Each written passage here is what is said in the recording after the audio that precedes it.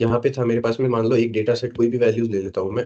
पहले फंक्शन लगाता हूँ रैंड बिटवीन, मुझे वैल्यूज चाहिए 10 to 8, 10 to 88 मान लो फॉर एग्जांपल। यहाँ कुछ वैल्यूज आई, देन कॉपी किया, देन मैंने इनको कर दिया पेस्ट। यहाँ पे जब आप एवरेज निकालोगे, मतलब अगर आप मीन फाइंड आउट कर रहे हो, ठीक है, आपने एवरेज किस रेंज का लिया, इस रेंज का, आपके पास में आ गया 45 पॉइंट इतना इतना इतना, ठीक है। अब आप एक चीज देखो, जब मैं इसको राउंड ऑफ करता हूँ तो मेरे पास में क्या आंसर आएगा, क्योंकि हो सकता है कभी आप असेसमेंट दे रहे हो किसी कंपनी का, इंटरव्यू की बात नहीं कर रहा, इंटरव्यू से पहले जब असेसमेंट होता है, वहां पे अब अगर आपको एवरेज डेविएशन या फिर एवरेज स्टैंडर्ड डेविएशन, डेविएशन या वेरिएंस निकालने के लिए बोल दिया, तो वहां पे हर चीज को राउंड ऑफ करके पहले खुद चेक करना, क्योंकि ऑप्शन के अंदर एग्जैक्ट वैल्यू आए आपके पास में, या फिर मैनुअली एंटर करने के लिए अगर आपको बोल दे कि होल नंबर एंटर करना है ना, तब आप आंसर तो आपके पास में ये आ गया 45.7। अब अगर आपको बोल दिया गया है कि होल नंबर ही एंटर करना है, तो आप क्या करोगे, इसका डेसिमल्स हटाओगे सबसे पहले, है ना। 45.7 है अभी, देन इसका जैसे ही मैंने हटाया तो ये हो गया 46, है ना। तो कभी कभी केसेस के अंदर क्या होगा, ये हो जाएगा, यहाँ पे था 39.8, अगर ये राउंड ऑफ हो रहा है तो ये आ रहा है, अगर मैं इसको कर दूं 42, देन मेरे पास में 39 वैल्यू आ रही है, ये 39.3 थी, है ना, तो ये हो गया मेरा 39। वहीं अगर 0.5 से ज्यादा आपकी वैल्यू आ रही है तो वो नेक्स्ट होल नंबर जो होगा उसको कंसीडर करेगा। तो इस चीज में कंफ्यूज मत होना, अगर ऑप्शन में आपके पास में पॉइंट्स में आ जाएगा तो वेल एंड गुड, बहुत अच्छी बात है, नहीं आता तो राउंड ऑफ करना आना चाहिए, यहीं से हो जाएगा, बहुत ईजी है ना। अगर मैं इसी डेटा सेट का एवरेज डेविएशन निकालता हूँ,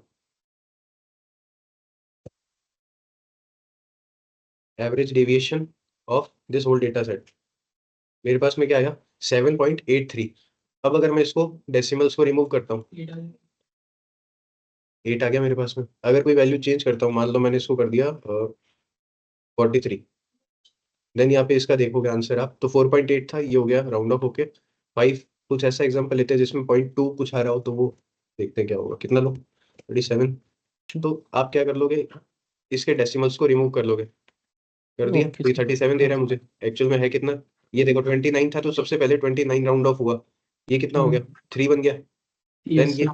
37.3 था, तो ये मेरा 37 ही डिक्लेयर हुआ, ठीक है। तो ये वाली चीज एक याद रखना। आज मेरे पास में आता है वेरियांस।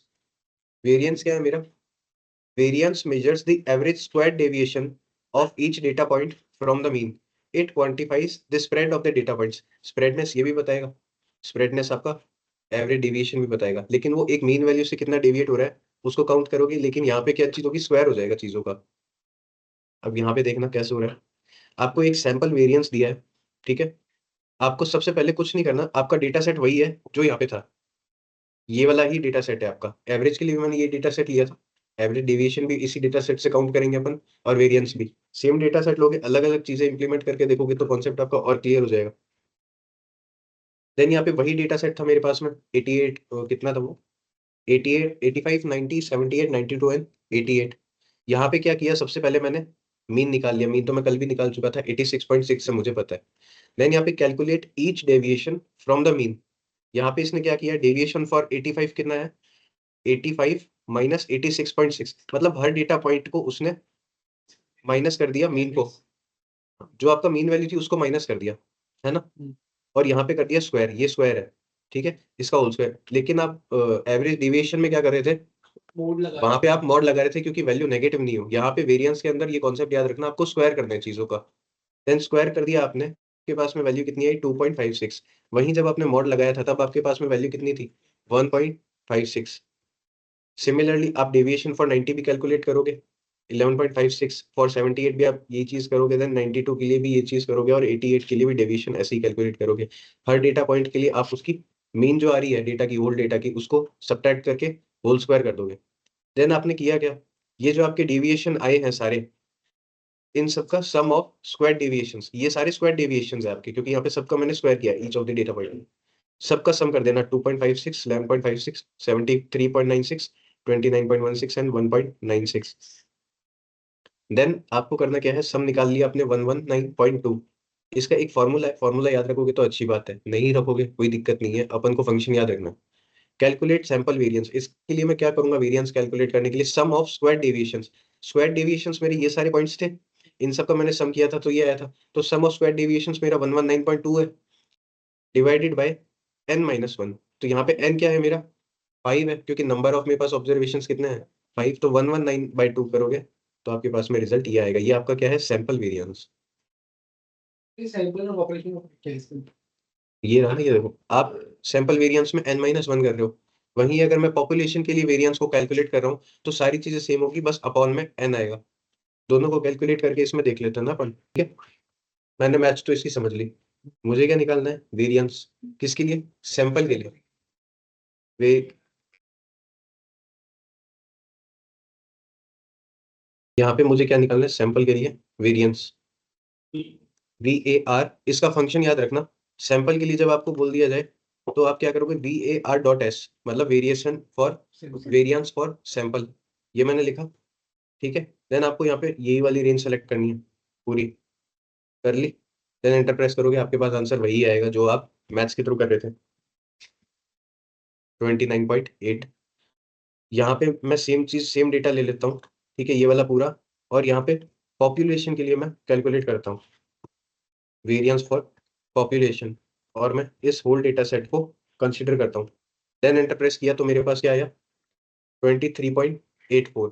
तो एक चीज याद रखना, जब आपको सैंपल वेरिएंस पूछा जाए तब सैंपल के लिए कैलकुलेट करना, पॉपुलेशन के लिए पूछा जाए तो पॉपुलेशन के लिए कैलकुलेट करोगे। कुछ दे नहीं रखा तो पॉपुलेशन के लिए कर लेना, पॉपुलेशन के लिए, क्योंकि सैंपल तो क्या है, होल डेटा सेट का कुछ पार्ट अगर मैं कंसीडर करके भी सैंपल निकाल सकता हूँ, लेकिन पॉपुलेशन के लिए क्या है, पूरा डेटा सेट का ऑब्जर्वेशन मुझे लेना पड़ेगा। डेफिनेशन तो ये बोलती है, बाकी अगर कुछ नहीं दे रखा आपको देन पॉपुलेशन के लिए काउंट करोगे, ठीक है। अब आप देखो यहाँ पे राउंड ऑफ वैल्यू क्या होगी, यहाँ पे राउंड ऑफ वैल्यू क्या होगी, 29.8 की राउंड ऑफ वैल्यू अगर मैं करता हूँ तो वेरिएंस के लिए क्या आ जानी चाहिए, यहाँ पे आ रही है ये 30। अगर मैं पॉपुलेशन के लिए इसको कर रहा हूँ तो ये 24 आ गई, तो जो नेक्स्ट वैल्यू है उसी को लेगा ये, इसीलिए इसका फॉर्मूला भी अलग है।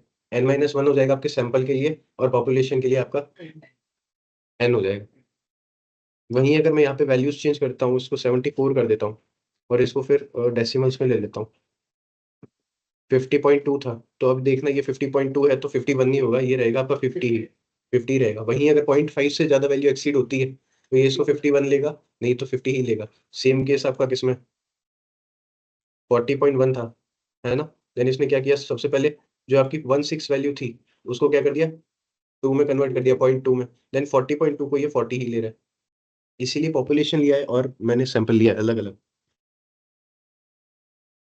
देन यहाँ पे देखो आप डिफरेंसेस, डिनोमिनेटर में डिफरेंस क्या है, ये इसकी थ्योरी वगैरह है, कुछ पर्पस क्या है पॉपुलेशन वेरिएंस का और सैंपल वेरिएंस का। Used when you have data for the entire population और when the data set represent the whole population. सारे डेटा सेट को कंसीडर करके वेरिएंस निकालना है तो मैं पॉपुलेशन वेरिएंस काउंट करूंगा। एल्स सैंपल वेरिएंस के लिए when you have a sample from a larger population and want to estimate the population variance. I समझ में। बाकी चीजें पता होनी चाहिए ना कि हुई कैसे है ये। आप अगर मैं आपको सीधा ही डेटा सेट लिख के और यहाँ पे आपको लगा देता मैं वो वेरिएंस का फॉर्मूला, है ना, ये लगा के आंसर दे देता 40.1, आप बोलते ये क्या किया है और ये किया क्यों आपने, कारण तो पता होना चाहिए ना उस चीज का कि मैं कर क्यों रहा हूँ। यहाँ पे आप फॉर्मूला लगा के इम्प्लीमेंट कर भी लोगे तो आपको पता ही नहीं चलेगा, स्क्वायर हो गया, पहले मीन निकला, फिर उसको माइनस किया, देन स्क्वायर किया, फिर जो सारी वैल्यू आई सम ऑफ डेविएशन किया, फिर उसको डिवाइड बाय n-1 किया। यहाँ तो क्या करना है आपको, सीधा फंक्शन लगाया, सॉल्व।